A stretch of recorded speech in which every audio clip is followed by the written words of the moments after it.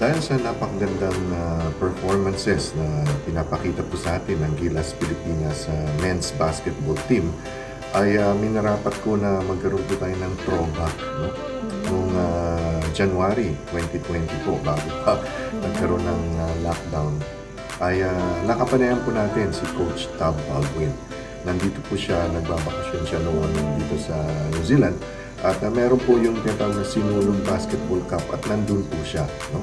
At humingi po tayo ng tulong sa mga coaches doon na pinaukulan, lalo-lalo na po si Coach Carlo Leson. Pwede ko bang interviewin si Coach Tam Baldwin?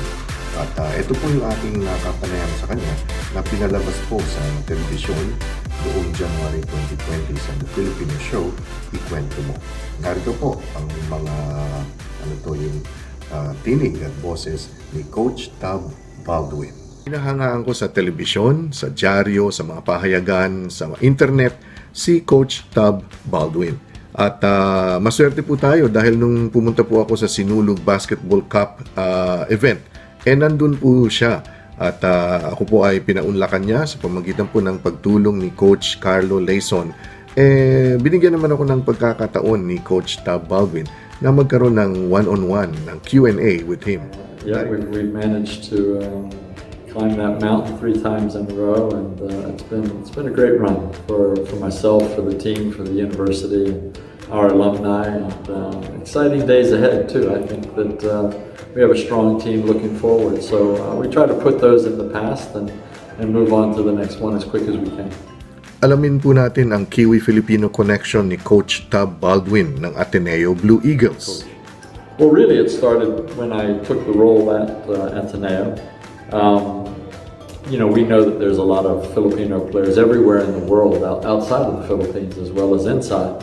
So obviously with my connections back here to New Zealand, one of the first places I looked for Filipino players or expat players was here in New Zealand, and I found some. I found one particular family, the Magdenburg family, that had 3 boys that, you know, were all big boys. Their father was Dutch.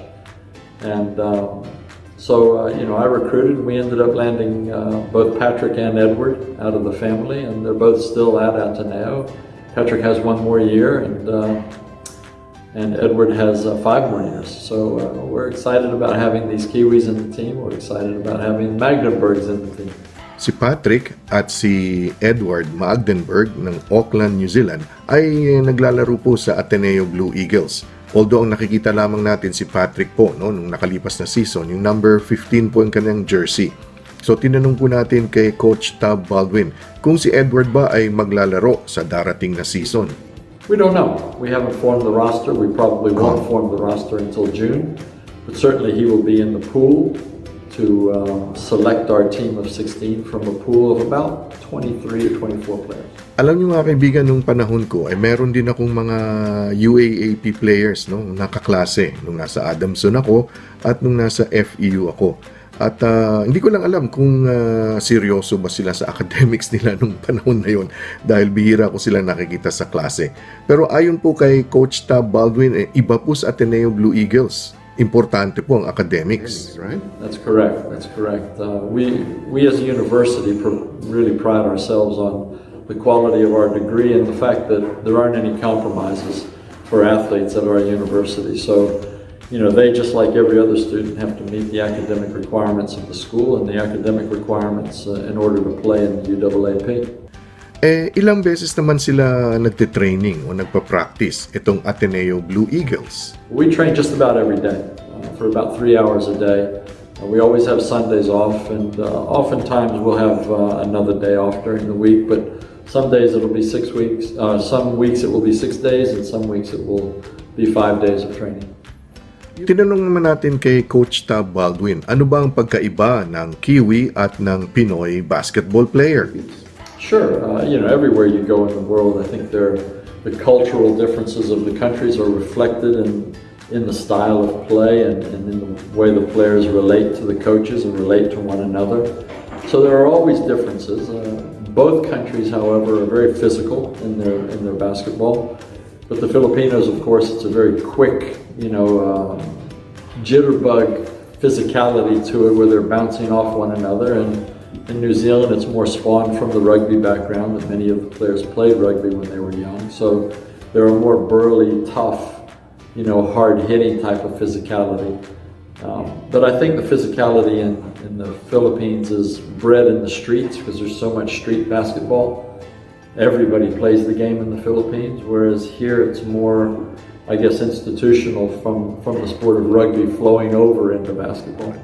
At syempre, alam niyo naman, pag basketballista, whether player o coach, sikat po yan nagiging celebrity sa Pilipinas. So tinanong natin kay Coach Tab, paano naman siya, how does he handle his celebrity status? 3 beses nga naging champion sa UAAP ang Ateneo Blue Eagles. Well, I think you have to understand that the passion of the people is really the reason that if you're in basketball, you achieve some notoriety. And I don't think that I do anything special there. I just think that the sport is special to the people. So, it's a byproduct of the fact that I'm involved in basketball and the teams I've coached happen to have been successful. So, you're going to achieve a certain amount of celebrity and being well known. And I think as long as you understand the context of that, you don't get carried away with it. I certainly don't think that I'm anything any more special than so many other people who live and work in the Philippines or live and work around the world. It just so happens that I'm in that cauldron of basketball passion. And so handling it, I don't think is that big a task. I think sometimes some people mishandle it. But I think when you keep things in perspective and understand where it comes from, then it's much easier to deal with. Alam niyo mga kaibigan, si Coach Tab Baldwin ng Ateneo Blue Eagles at naging coach din siya ng New Zealand Tall Blacks at ng Gilas Pilipinas ay tubong Florida po yan sa Amerika. Pero tinanong po natin sa kanya, nakarating na ba siya sa iba't ibang bahagi ng Pilipinas? I have. I've had a chance to get around a little bit. I've been down to Mindanao a few times.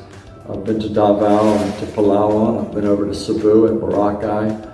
I've been up north to Baguio, and there's still many places, obviously, that I would love to see. I've been around the Batangas and Bulacan area, so I've seen a bit. There's a lot more to see, and plenty of time, I hope, to still get around and see more. Coach, ano naman ang paborito mong lugar dyan sa Pinas? I love the beach, and I grew up on the beaches in Florida. So Palawan was very nice, and Boracay is very nice. But I have a good friend that has a beautiful farm in Batangas, where he grows pomelos and dalandan and coconuts and bananas, and I love to go there as well. It's a neat place, and he has some wildlife on the farm. So it's a different setting. It's nice to get away from the city anytime. So when you have the beach, you have the mountains, you have the farms. It's kind of a treasure trove of opportunities when I get the time. Binanggit ko kay Coach Tab Baldwin ang pamosong Santa Cruz Islands sa Zamboanga City. Sabi ko, pink sand o pink corals ang nasa Santa Cruz Island. At sabi ko sa kanya, hopefully ay makabisita naman siya sa Zamboanga City. Yes, I've heard about that, and it would be great to get down there and see that. Again, like I said, there's so many little magical spots. As we know here in here in New Zealand, the same thing. But in the Philippines, a lot of them are tucked away. Maybe not so easy to get to, but when you make the effort, you really enjoy the trip and enjoy the locations. At syempre, dahil bagong taon, hindi natin maiwasan na tanungin kay Coach Tab Baldwin ng Ateneo Blue Eagles, ano ba ang kanyang New Year's resolution o New Year's wish?